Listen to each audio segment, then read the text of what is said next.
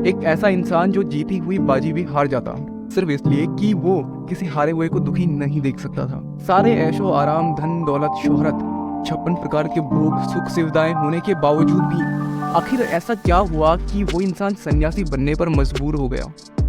और आगे चलकर वो सिर्फ अकेला सन्यासी नहीं था, अपने जैसे हजारों लाखों करोड़ों सन्यासी बना के चला गया। और वो सन्यासी आज भी इस धरती पे मौजूद है।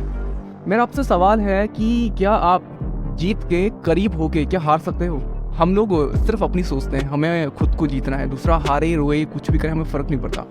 एक बार साधु दृष्टा ने भविष्यवाणी की और बोला कि ये बच्चा एक महान राजा या महान पवित्र पथ प्रदर्शक बनेगा।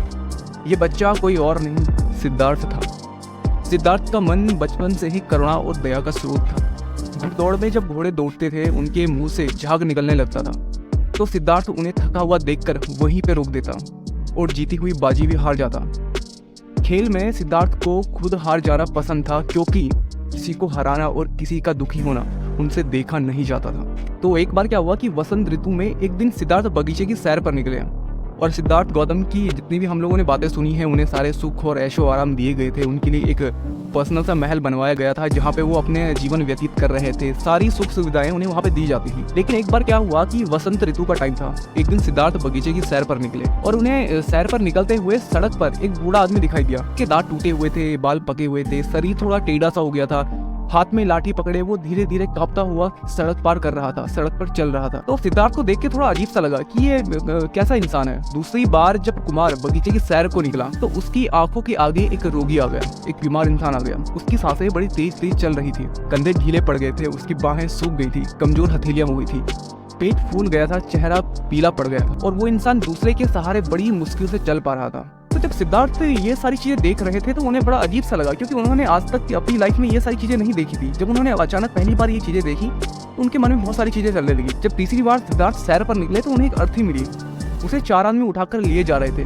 पीछे से बहुत सारे लोग थे, कोई रो रहा था, कोई छाती पीट रहा था, कोई अपने बाल नोच रहा था, कोई खुद पे नाखून मार रहा था। इन सारे दृश्य को देखकर सिद्धार्थ का मन बड़ा विचलित हुआ। वो परेशान हो गए कि ये सब चल क्या रहा, क्यों मेरे से ये सारी बातें छुपाई गई, क्यों मुझे ये सारी बातें पता नहीं है। उन्होंने कहा कि धिक्कार है जीवन को जो पूरे जवानी को सोख लेती है, धिक्कार है जीवन को जो इतना जल्दी अपना समय पूरा कर लेती है। क्या बुढ़ापा, बीमारी और मौत हमेशा इसी तरह होती रहेगी? ये विचार उनके मन में चला। अब जब चौथी बार कुमार बगीचे की सैर पर निकले तो यहाँ पे उनके साथ बड़ी अजीब सी घटना हुई।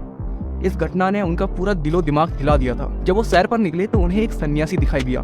पीले कलर के कपड़े पहने हुए एक सन्यासी दिखाई दिया। सारी भावनाओं और कामनाओं से मुक्त प्रसन्न चित्त सन्यासी उनको दिखाई दिया। उन्होंने इस गौतम बुद्ध को काफी आकर्षित किया, सिद्धार्थ को काफी आकर्षित किया और यहाँ से बुद्ध स्वयं की खोज में निकल पड़े। उन्हें लगा कि यही जीवन है। तो जब गौतम बुद्ध ने तपस्या शुरू करी तो पहले तो केवल उन्होंने चावल और तिल खाकर ही तपस्या शुरू करी। बाद में कोई किसी भी टाइप का आहार लेना बंद कर दिया। शरीर सूख कर काटा हो गया और तपस्या करते करते 6 साल बीत गए, लेकिन उनकी तपस्या सफल नहीं हुई। 34 वर्ष की आयु में वैशाखी पूर्णिमा के दिन सिद्धार्थ पीपल वृक्ष के नीचे ध्यानस्थ थे। समीप पर्वती के नाम से बगल में एक गाँव था। वहाँ पे एक स्त्री रहती थी सुजाता।